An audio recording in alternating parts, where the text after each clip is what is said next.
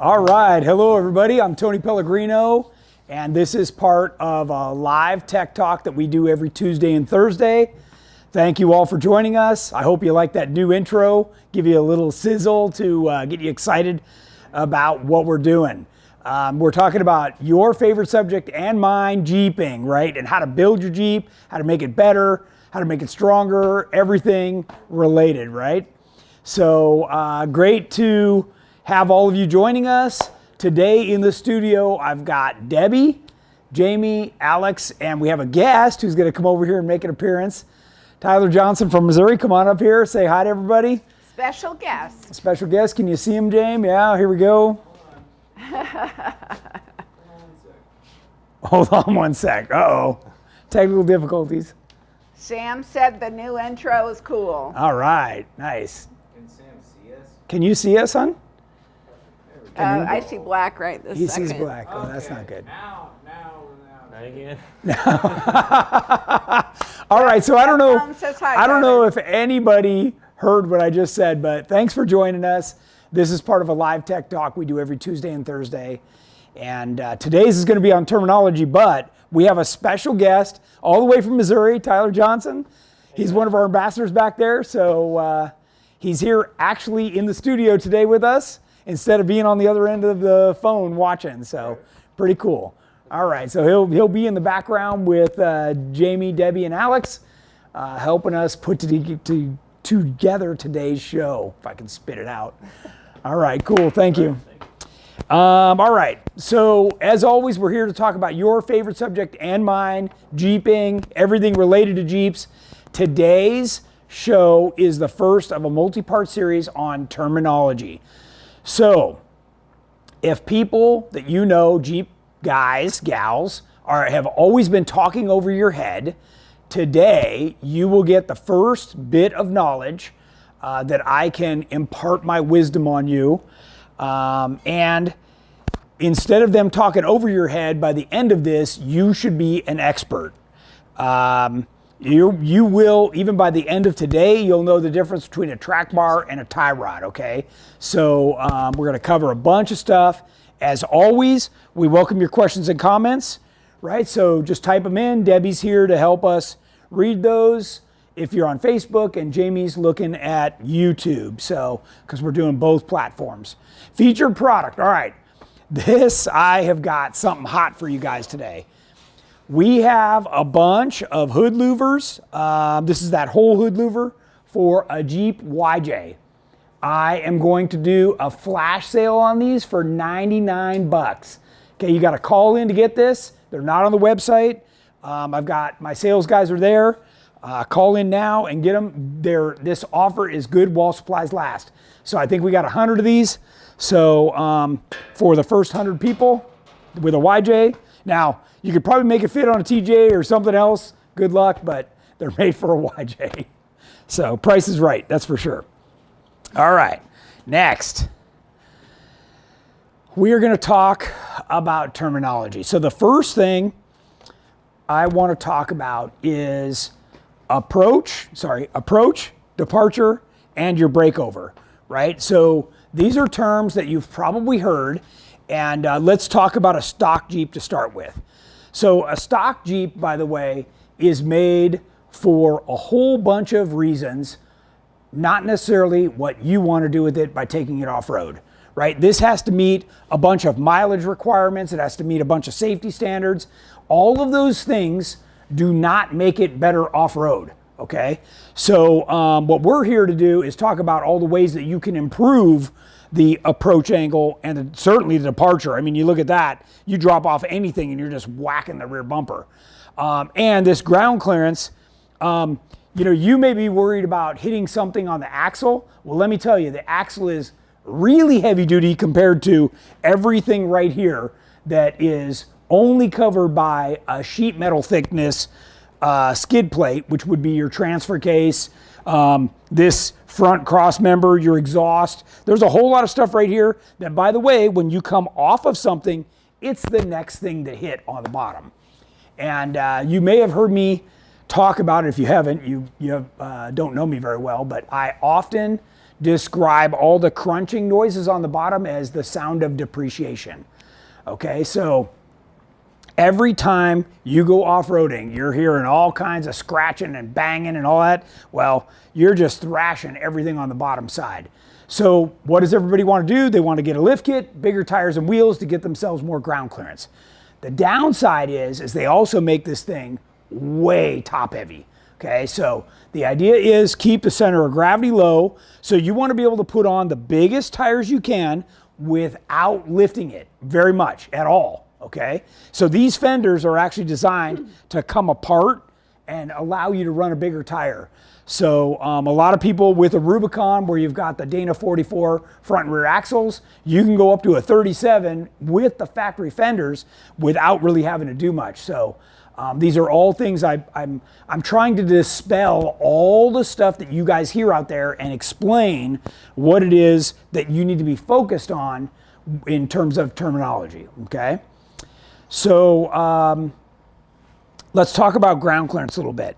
The ground clearance itself is also what we describe as your breakover, okay? So the breakover is the amount of distance you have here divided by your wheelbase, okay? And that'll actually give you, we're gonna go over it in a second, a formula that you can do this. And by the way, the formula is over on our Tech Talk page on our website. There's a link to it, and there's also links to all kinds of checklists and other things that you can download right on our Tech Talk page. So if you haven't been over there, you should definitely check that out. All right, let me explain this. This is the GenRight side of the Jeep. This is the factory side of the Jeep, okay? Now you're gonna say, well, Tony, this looks like it's been upgraded. Well, it has, but this is just a standard lift kit, tires and wheels on this side, okay? So what this doesn't do is it doesn't help much here. You still got the exhaust, the control arm bracket, this big skid plate. All this stuff is still hanging down. By the way, your gas tank sits in the middle. So on the GenRight way, we go to a flat belly, and that really, you can see the control arms are tucked way up. There's no brackets hanging down. And this greatly improves your breakover angle. By doing this 3-inch difference, that is the difference of having to go with a 6-inch taller tire, right? And the reason we do that is because every time you make this thing bigger, it's also getting taller, okay? You don't want taller. You want it as low as you can get with the right amount of ground clearance. And obviously having a smooth belly also means that you don't get hung up. So these are all things that I just want to make sure that everybody's comparing apples to apples, where right now, almost always, it's apples to oranges, okay? So understand what it is on your vehicle, and you can see we've greatly improved the departure angle and the approach angle, as well as the ground clearance. So it doesn't take much to get your Jeep to a really capable vehicle, okay? And these are the basics of what's gonna get you more places off-road. So if you're not sure about this, you can talk to one of my sales guys. I hear them talking to people all the time about the upgrades, and it's all based on what you want to do with your vehicle. Okay, they're not going to sell you a bunch of parts that you don't need. They're going to find out what you're trying to do and then get you just what you need. If your goal is to eventually have a full GenRight Jeep, then they can help guide you down the road so that you're not buying parts 2 and 3 times. Okay, super important, because a lot of people say they can't afford GenRight, but in the end they've bought parts so many times they could have afforded GenRight in the first place. So, all right, next, when we talk about breakover angle, there's a link to this on our website where you can enter in your ground clearance, your wheelbase, and then it will give you what typically you're looking for, like 40-degree breakover is really about the area you want to be. So if you get a chance to check that, and don't be alarmed when yours is way, way, way lower, okay? 40 is for Terremoto, so that's been completely optimized. All right, any questions so far? Yeah, one quick question. Sure. Jeff Barnard asked, where can he find information on our TJ to LJ conversion? So I'm working on the web page. I'm actually building a brand new a couple of pages for that because we're going to sell it in sections. We're going to do the frame section, then the cargo area section, then the exterior, meaning corner guards, gas tank, that stuff. So it'll be in 3 groups to make the whole kit. So hopefully I'll have that up tomorrow, okay? So we just finished all the photographs. There's a kit here, actually there's several kits here that we're gonna be installing right now and writing the instructions. So pretty exciting. Tyler got to see that just a little while ago. And our viewer, Johnny Messias, asked if he would love to turn his Jeep into a GenRight Jeep. He wants to know what shifter you use in the Terremoto. So I use, it's actually originally called an Art Car gate shifter. So if you're talking to any motorhead guy, they're gonna know exactly what that is. I think it's now made by Winters. They make but it's a gate shifter, so you click, click, click, and basically it's so you can't miss a shift. It makes you run through the gates. That can also be purchased in a standard or reverse pattern shift pattern. So you just need to be careful about what you want. There's a panel mount, and then there's the kind that has its own stand. We use the panel mount in our center console. So just in case you need to know that as well. And Jeremy Balke said that he's loving the new website design, Jamie. Well, it's not quite complete. It's in an interim stage, but I think Jamie's trying to get it live tomorrow. Yeah. So when the new site goes live, it is really nice. I was gonna cuss there, but fingers crossed. Sorry. Okay. All right. Any more questions on what we're talking about? It. Okay, so we're good right now. All right. Let's keep going on this. Hopefully, we haven't already lost everybody because this is important stuff. And what we're going to talk about going forward now is all of the things that you always hear people talk about. So let's talk about the types of suspension. So let's start over here, Alex. We're going to start with CJs, YJs all came with leaf springs. Okay, when they came with this setup, it was what's called spring under, meaning that the spring is under the axle. And this is a very traditional system. It works well, it's simple, it's inexpensive if you want to buy a lift. Springs are like $200 a piece, they're cheap. And you can go a long way on a leaf spring. Now, they don't ride quite as nice, they don't flex quite as well, but they'll take you a lot of places, okay? So we move from there to what's current on TJ, JK, JL, coil spring. Okay, so this is a coil. You can see the bucket on top. There's a shock mounted right behind this. This angle doesn't show it very well, but there's a shock like this in typical. This one happens to have an aftermarket shock, but it's going to be a regular shock like this mounted behind the spring. And when you do a lift kit, you get different length springs, and they add some spacers and some other stuff. This one's also got an anti-rock sway bar on it, so that's a little bit of an upgrade versus the stock. But this is the typical setup, right? So leaf spring, coil spring. Now we're going to coil overs. There's a big misunderstanding on what that looks like. So the coil over puts the spring directly over the shock. And what that does is it's got perfect motion, right? There's no binding, everything's smooth. And you get what's called a dual rate. So there's a slider or a separator in between them. And what this does is you run a lighter spring on top and a heavier spring on the bottom. So when it goes through the stroke of the suspension, it changes spring rate and it makes the vehicle feel more stable. So in simple terms, the upper spring is your ride spring. It's very soft and it gives you a nice ride down the chattery roads or on the street.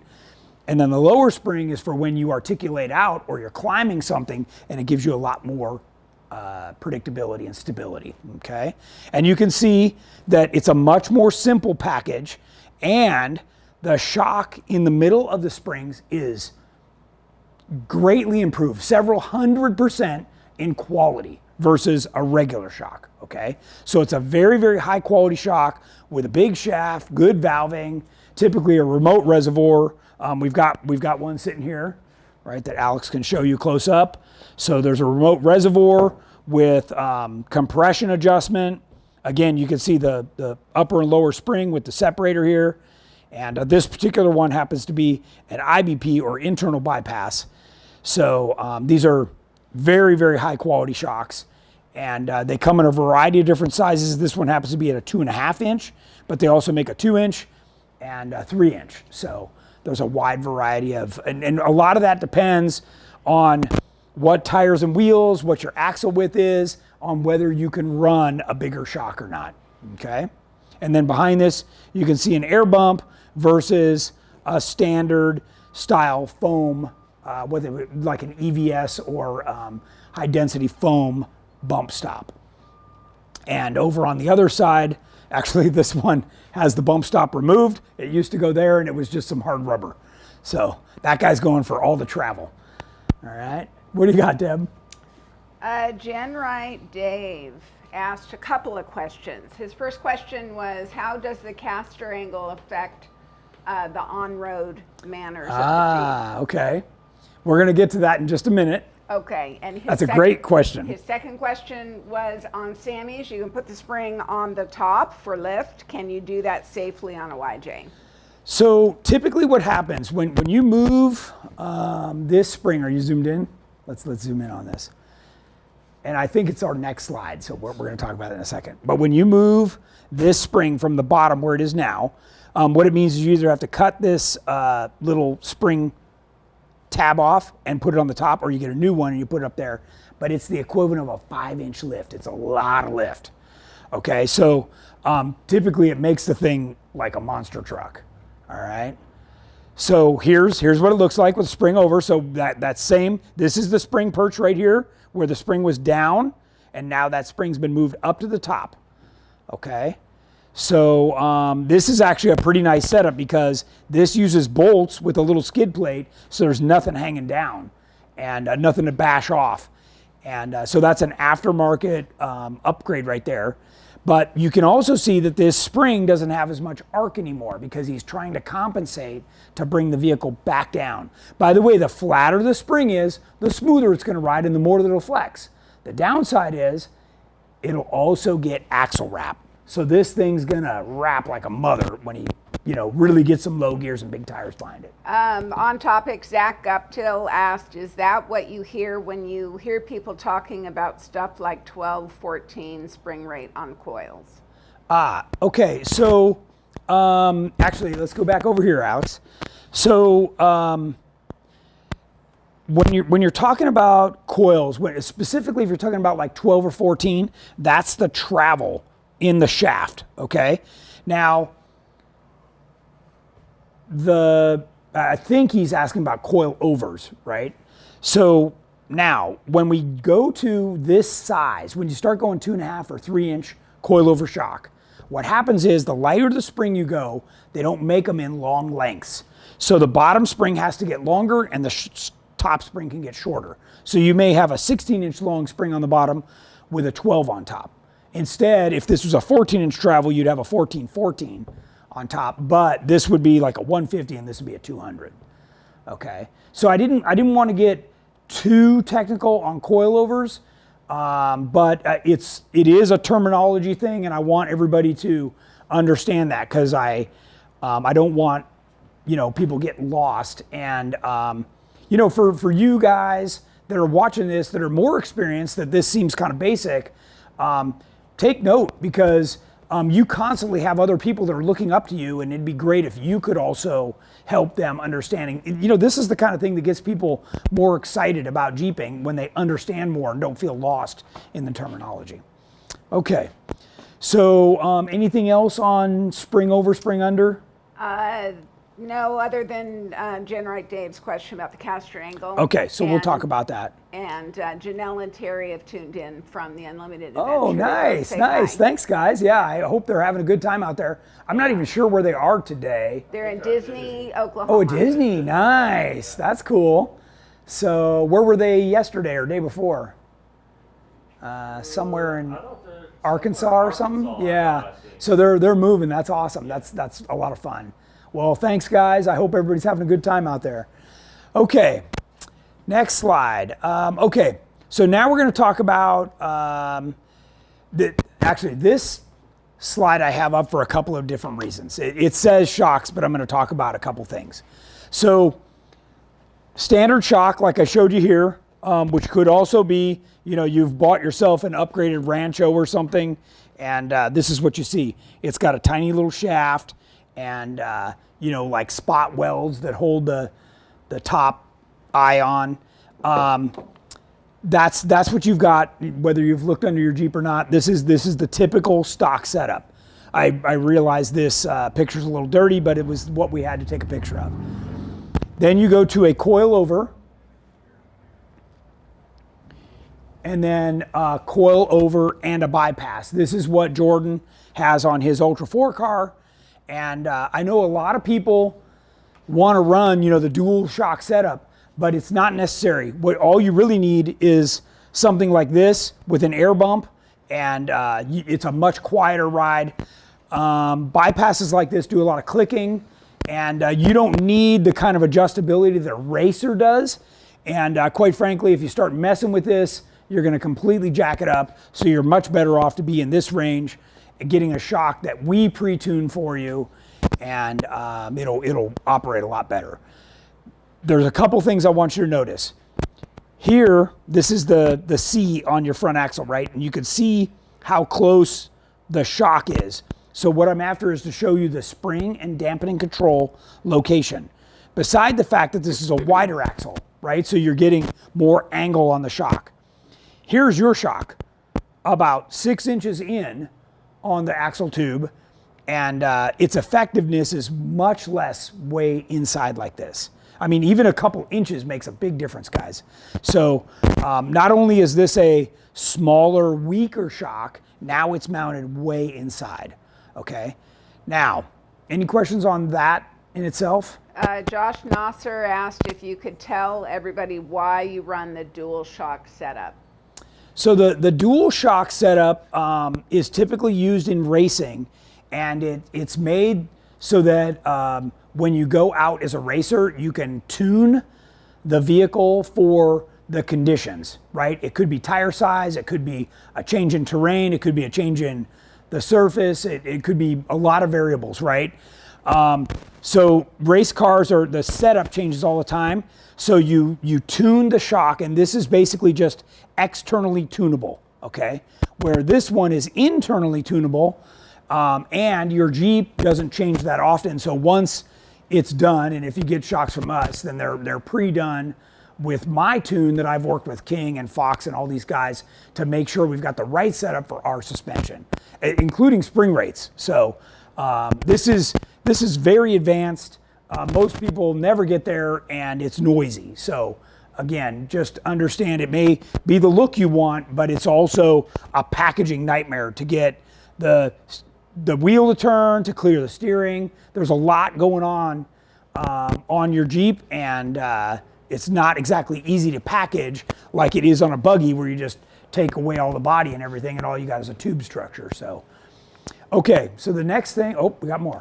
Zach Guptill, when looking at shocks, how much of a difference do they actually make in performance? With the 4-inch short arm lift on coil springs, would a set like Fox shocks make a noticeable difference, or is it one of those that is more show than performance? No, it makes a big difference. In fact, a few months ago, Jordan and I went out to Lake Elsinore, where there's a racetrack, with Fox, and they had each of their 3 different shocks on the Jeeps. So you went out on, what would be, a performance level kind of a shock, like a bolt-in type shock, and it was so actually they had stock there too, which, by the way, like the moment we left, bottomed out, right?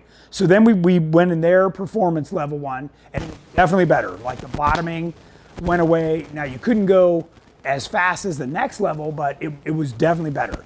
Then we went to what would be a 2.5 inch diameter. So a 2.5 inch has 50% more dampening control.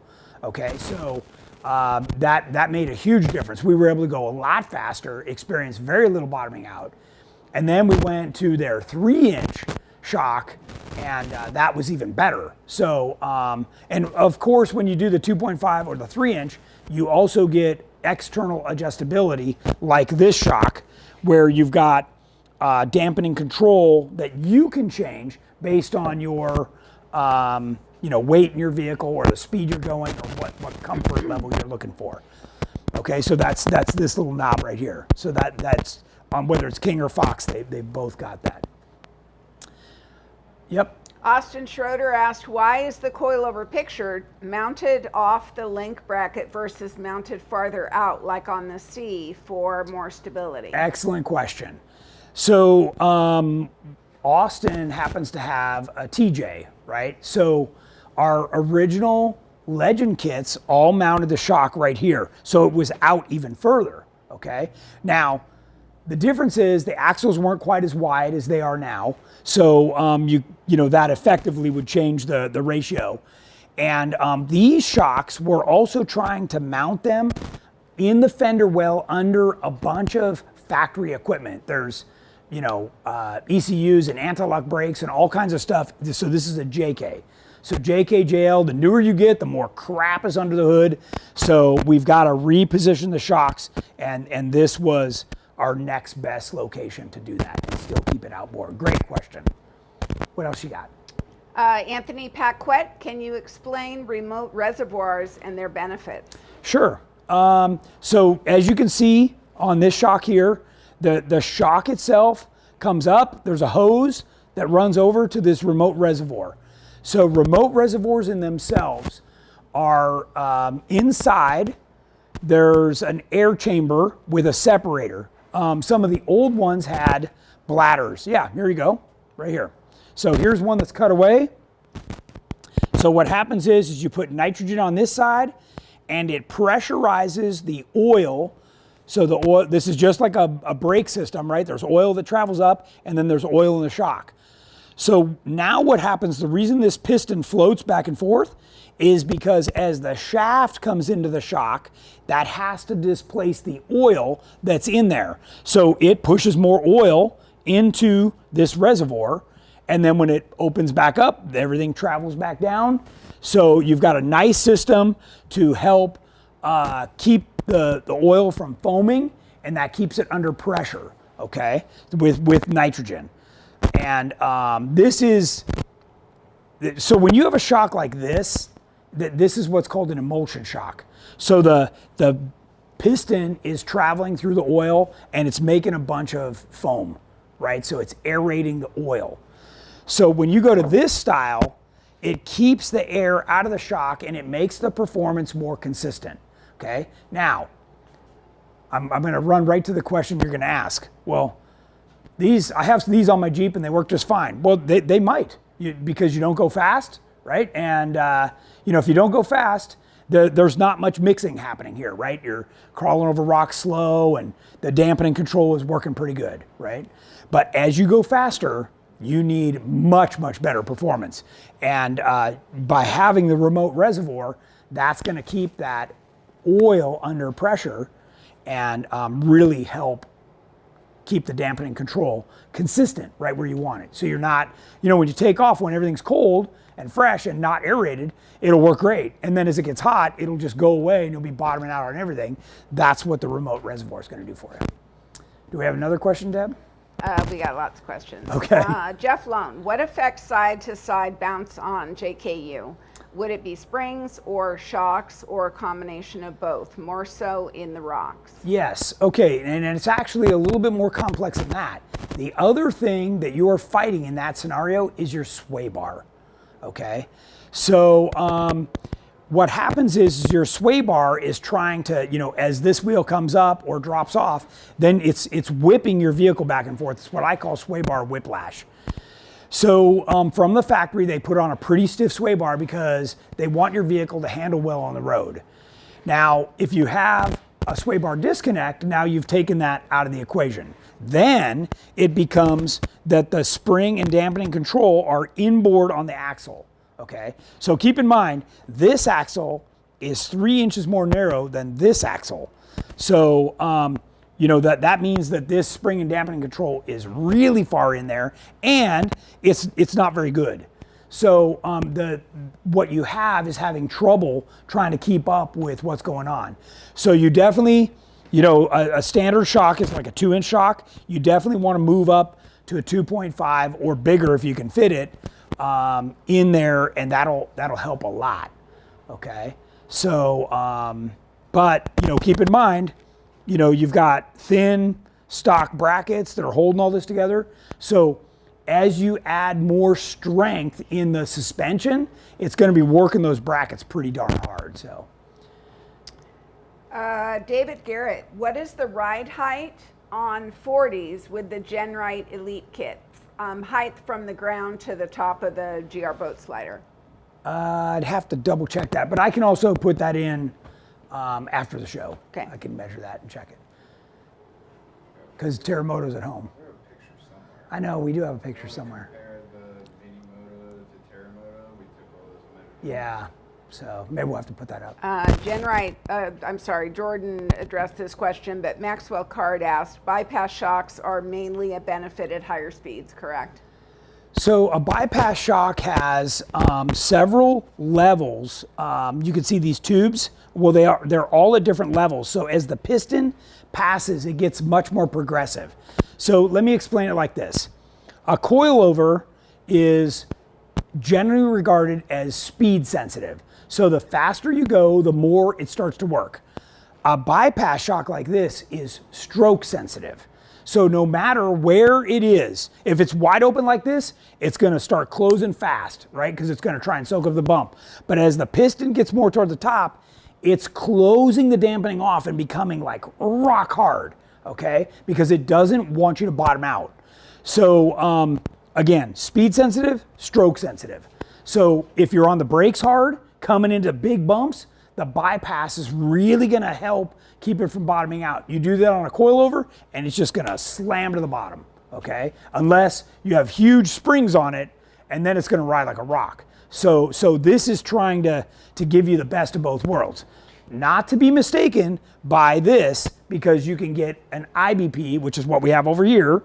So this has all the same stuff built inside here. So as the piston comes up, there's additional valving at the top right here that slows this thing down so you don't bottom up. That's also backed by an air bump, right? So now you've got a second stage. And by the way, when this kicks in, depending on the pressure you have, it can be anywhere from a 300-pound spring rate to a 700-pound spring rate. So this really absorbs a lot of energy, and then it rebounds slowly so you don't get that bucking effect out of the front or the back, okay? Which is, a vast difference than the stock little EVS bumper, okay? So, more questions? Yep. Okay. Doyle Bartlett, if you bump up the rear coilover by 50 pounds, top spring, will it give you a different ride or will it lift it up? So it will. Every 50 pounds, whether it's the bottom spring or the top spring, will lift the vehicle 1 inch from, this is when it's on the ground at ride height, okay?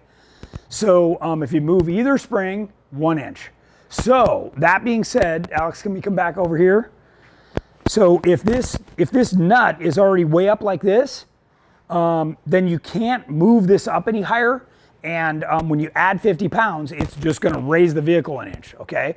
Now, if this is way down here and you add 50 pounds, you can move it up 1 inch and the vehicle will stay exactly the same ride height, okay? So when you go with this setup, there's a tremendous amount of adjustability. And the fact that you can pick different spring rates, there's these crossover nuts in the middle, or secondary nuts that hit the slider. All of these are super important things to the setup of the vehicle. Oftentimes, whether it's Jamie's Growler or the Terremoto or even now my Aftershock JL, I can go through a section, and if I hit bottom out, I can make a change and correct that and go back through the same section and fix it. And it doesn't adjust the height of the vehicle. It just absorbs the energy for those bumps. So it's a little bit I don't want to overcomplicate it. But the cool part is it's totally adjustable. So again, if you're going slow, it's not as big of a deal, other than the fact that a coilover like this, when, say you're coming down something, you drop off, what it's gonna do is it's gonna help absorb all that energy. So instead of when you get to the bottom and it goes bam, it's gonna go, and it'll feel a lot better. So Tyler, who's here today, rode in the Terremoto with me when we were out at S'more, and as we were dropping off stuff, it's just amazingly smooth and stable. And I don't know about you, but I like that. So yeah, I know Jamie does too. He's smiling. Yeah. All right, what else we got? Kevin Kerwin, on the topic of handling, why do you only run rear sway bars on the Elite EXS? We have an ORO dual rate sway lock on the front of our XJ and LJ and really like the on-road manners that it provides. Yeah, so what happens is, let me see if my next picture, okay, this is actually a great one to answer this question on. So when you look at the front here, there's a lot going on.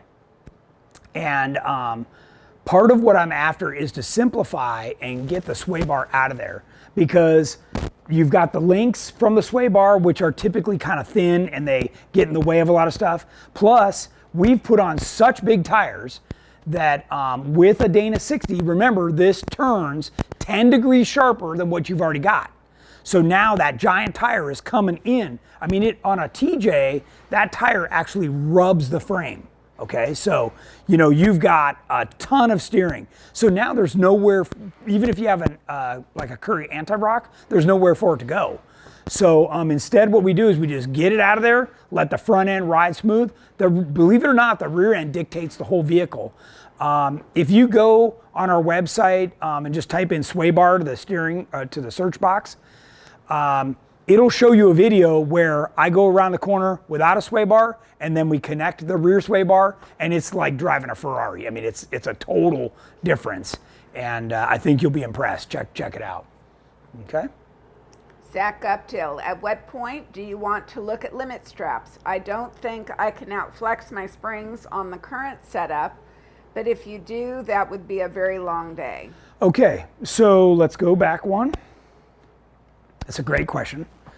I got news for you right now. Don't worry about outflexing your spring. What's happening is you're running out of shock. Your shock right now is your limit strap. So I encourage you to get under there and see how your shock is built, right?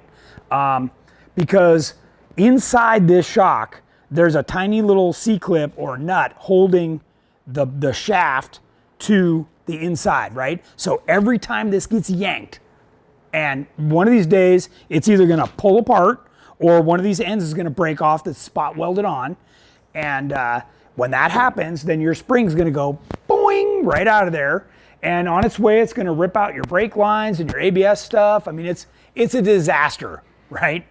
Because now, especially if you don't have your bump stop stuff set up right, this is gonna open up, it's gonna rip off your drive shaft. I mean, you start destroying everything, your steering. Nothing's made to over travel like that. So I don't care if you have this setup or this setup or that setup, you need a limit strap in there to protect your shock. And it should be ½ inch shorter than the stroke on your shock, okay? So that's a super important aspect. They're like 25 bucks. It's the cheapest insurance you'll ever buy for your Jeep, okay? Brendan McKinney, is this side sway on JKU with Elite suspension the problem with the ABS? Side sway. Side to side sway on JKU with Elite suspension, the problem with the ABS? I'm not sure I know what he's talking about. Maybe he can message me through Messenger and I can details. Look at his Jeep, because we don't have that problem with Shane's that has the stock engine and tranny, but the Elite, and certainly I don't have that problem on Terremoto. In fact, on Terremoto I don't even run a sway bar at all. So because I've got everything so outboard and set up right that you don't need it. I mean, it's crazy stable. I can't even begin to tell you. So Okay. More questions? I have, Jamie's got questions? on YouTube. Okay. Can you explain the difference between the suspension dynamics of an LJ Tracer versus an Elite JK? Yeah. Repeat the question. Okay, so the question is, can I explain the suspension dynamics between our Elite system and our Tracer system? Certainly I can. The Elite system, like we showed before, is designed as a completely flat belly, but the frame on the JK is much thicker, right? Where the frame on an LJ is only so thick. So the other thing to keep in mind on the Tracer is that the Tracer was reverse engineered off Jordan's 4500 race car that had an LS3 and a built transmission behind it that we lowered down and moved back, to optimize the front to rear weight ratio. And that's what the Tracer is built for. Now, since then, we've made it so that you can run a factory 6-cylinder engine and transmission and transfer case if you want in the Tracer configuration suspension. So, and the Tracer has very little anti-squat, so it drives much differently. And that just has to do with how it puts the power to the ground. Now, both of them are very similar in wheelbase, right? So the Tracer's 115 inch where the Elite's 118, so it's a little bit longer. And the Elite has anti-squat built in. So in the Elite, it's constantly looking to push the wheels down to look for traction. And that maintains a real level body, and it's a completely different feel. The difference being that the Tracer, obviously these are built for different platforms, right? Elite is JK, Tracer is LJ, and the LJ platform is a lower center of gravity, right? Remember, it's kind of race inspired. So not that the Elite's not. I raced it at KOH. It's off the shelf. It's a great suspension system. So just kind of depends on the vehicle you have and what you're looking to do. My sales guys, that are available on the phone can, depending on your vehicle, really talk you through it. Andrew's got the Tracer, Keith's got our Legend kit, I've got the JK Elite. You're welcome to talk to any of us. So in more detail for your particular build and what you want to do. Okay, what else you got, Deb? Mom, you got anything? I do, yeah. Do you have more You have more? questions? Yeah. Okay. 2017 two-door JK. He wants a Jeep Works stretch. Never heard of that. Okay, Would the GenRight two-door Extreme kit work with that stretch? it would, yes. So the question was, Jeep Works offers what they call a JKL or a JLL kit, which lengthens at 12 inches. So you get a two-door that's just a little shorter than actually a four-door, so you get a better approach and departure angle. And the question was, could that be run with our JK Extreme, which is the two-door version of our Elite kit? And yes, it certainly can. So great question and totally possible. So we're actually also, just a side note, the EXS suspension has also been designed to work for the JLL Jeep Works version. So also it's actually in production right now, so available. Yep. Devin Olson, how much up travel do you recommend? So depends on how fast you want to go, what you're doing. Typical on something like this, I want 3 inches of shaft showing, because on this suspension, it opens. So the moment you go, it opens up to like 5 or 6. So it just depends on how much anti-squat you have, what you're trying to do, how fast you're trying to go, how much dampening control you have, whether your air bumps are set or you even have air bumps. So if you want to message me directly for details on your exact setup, I can give you what I would recommend. So. Mike Malash, if money is an issue and you already have coilovers, would you put air bumps on the front or back first? So again, I'd have to know more about what you're experiencing. If you're experiencing, typically what happens is the back, so you go through something and the back tends to like slap, right? So if you're bottoming out in the back, if that's what you're feeling, then I'd put the air bumps there first. If you're typically driving along and it's that front slamming, then you got to fix the front and then later on do the back. But remember, everything you do on the suspension, and we learned this a long time ago from motorcycles, you change the front, it's going to affect the back. So just be prepared for how that changes the way the whole thing works. Okay. Chris Udenau just wrote in that he just got the old 25-gallon crawler tank from the Terremoto installed in his JK. Nice.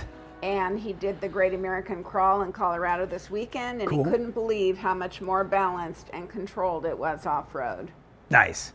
Awesome. Good to hear. So hopefully everybody else that's watching is paying attention. That's a independent person talking about how much they can feel the difference. So unbiased, anyways. All right, what do you got? Oh, Jamie's got another one. Okay? You mind? Yeah, go ahead. No, go ahead. Can you explain why it's not a good idea to run a 4-link on the front if you daily drive on the street? Yes, I can. So the question is, why don't you want a 4-link on the front, especially if you drive it on the street? So what happens is to run a 4-link on the front typically means that you're going to go full hydraulic, right? Because now you have no track bar anymore.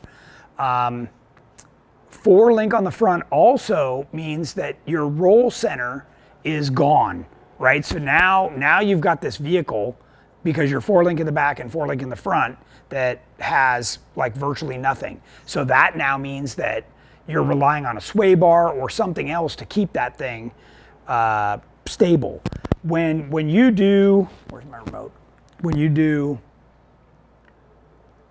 more standard style suspension that's got, and our track bar is hiding behind this, but what the track bar does is it allows you to side hill without the vehicle rolling over.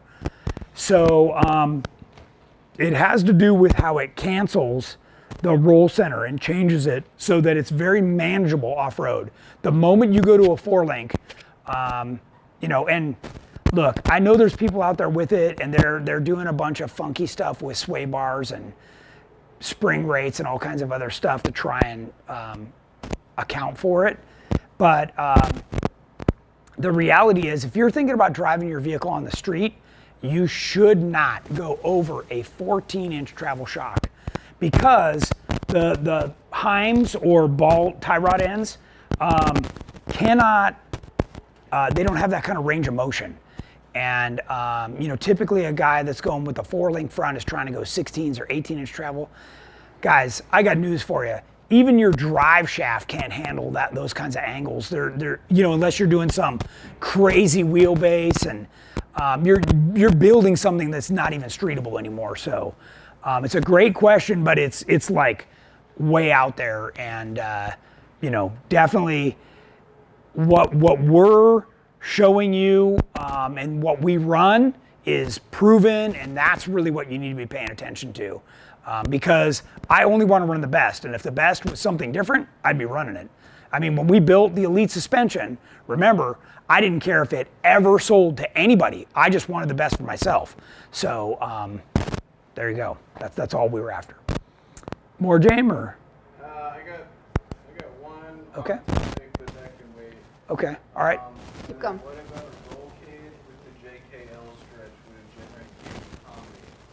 GenRight combi? You'd have to modify it. You'd have to splice tubes but our cage, obviously the front part is the same, so you just have to modify the rear to fit that new longer body section in the rear. Yep. All right, Deb. Michael Moran, what is the difference between twin tube and monotube shocks? Which is better and how? So twin tube is, what they're trying to do is separate. So similar to like what we talked about with the remote reservoir, they're trying to separate the gas charge from the oil. So the monotube is the regular motion where the piston's going through the oil and just mixing They're typically nitrogen charged as well, but it can only do so much, and before the oil aerates and becomes less effective. So, but that's the answer. Jacob Klink, is it better to have a heavier spring and less preload as opposed to 2 inches of preload, or does it not make much difference? Preload, and this is getting much more technical, preload actually helps the wheels find traction. So when you have no preload, the vehicle is just kind of static. And for certain applications, that's fine, right? If you're doing slow rock crawling, you may not want everything pushing down. You want things to come up and move out of the way. So it just, again, depends on the application. And if you want, go ahead and shoot me a message, and I can maybe deal with what you're trying to do and advise you on that. Paul Kenneth asked, where do you hook up a limit strap on a factory 44 on a 2018 JKU? So you've got a couple of spots. Let's go back one. You can actually put a tab on the side of the frame. There you can see this is the, Alex, I don't know if you're zoomed way in. This is the tab right here on the Elite, and that runs down to a bolt right here. So the strap, because what we do is then the strap moves out of the way as we compress it. So you could do the same thing here. You could have a tab on here and come down, and you could drill another hole in here or add another tab to the top of this that would then be pulling on that direct. But you'd like the limit strap as close to the axle tube or on the axle tube as possible. It's a little bit difficult when you get all these pieces moving and things are getting pinched or smashed. So, but that's a great question. And if you look over here, actually, this one is not connected, but you can see the long limit strap on this one. So when the trailing arm, this is the trailing arm style, comes up, then it'll reattach. So. Tommy Dykstra asked, do you ever plan to make an Elite with bypass setup, maybe the Elite Extreme? Probably not. I still believe that we can do enough within the IBP platform. So that really works good. It's quiet. It's easy to service. So I still like that platform. It was enough for me to finish KOH. That in front of 70 purpose-built cars with this kind of suspension. Yeah. So. Zach Guptill, is the best way to go about getting the measurements just to pull the shock and fully measure it? I don't have access to a super large amount of tools or a shop, but I haven't ever run a limit strap, and I've had these shocks for years. They're probably on their way out. They probably are. And by the way, like, in this cutout right here, Alex, you can see that even though that shaft is huge, by the time they thread this down, it's got like maybe a 3/8 and then a nut on the end. So every time, and this is a king shock, right? This is like super high quality. Every time that's coming to the end, it's just yanking on that. And I guarantee you inside something like this, it's just a C-clip. So, we see these come apart all the time. He was asking how to measure it, but you need to just root the thing out fully. Yeah. And measure it. Well, but so he's saying he can't do that, right? He doesn't have the equipment. So if you can't use a high lift jack or a forklift or something, then you could find a spot where you could articulate it out, right? On a hill or a loading dock or something like that. Or you just pull the shock, let it come out or pull it out. By the way, it should be gas charged. So like if you go to push it together, it should come back. Like this one comes back. So that's what you're after. You want the full length, and then you can measure what you need. You should have tabs on before you measure for limit straps. Well, once they know the stroke, then they can, kind of work around that. So, and some people do a limit strap, in parallel with this, right? So they just do the full length, but that's a little bit harder to do on this style, right?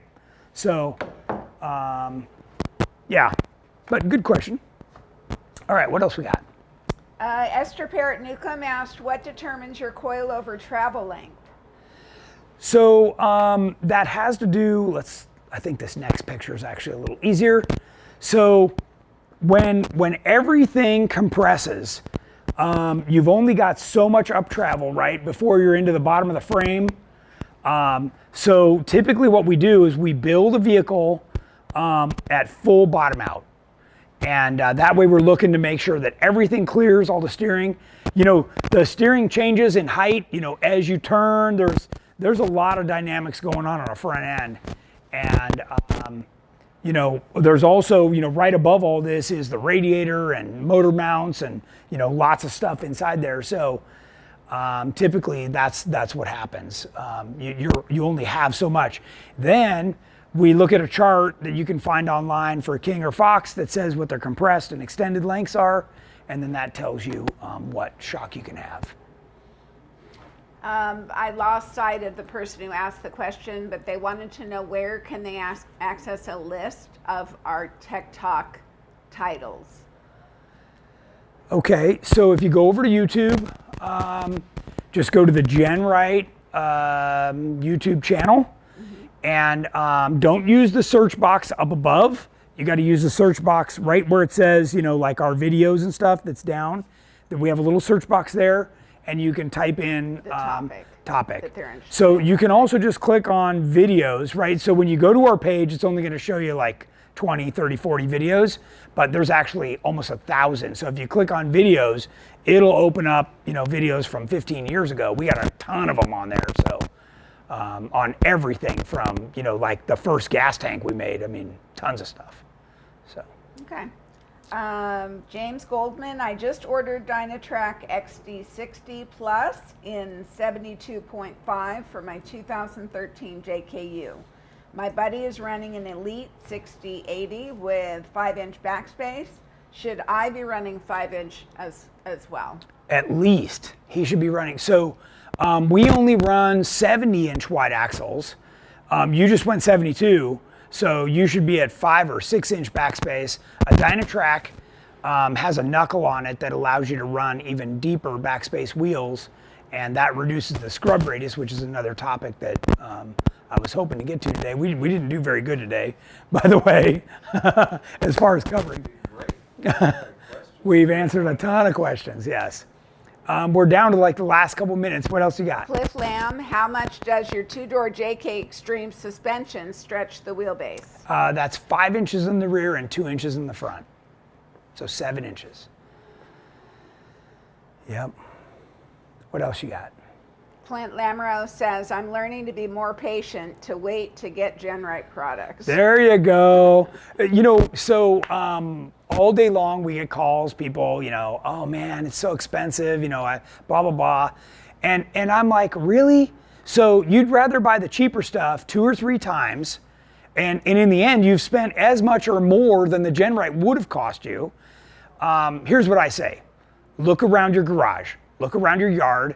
Get rid of a bunch, you know, sell it. Make some money off this stuff that's hanging out. You probably got a boat or golf clubs or some other stuff hanging around, used Jeep parts. Sell it all or get a second job for a little while.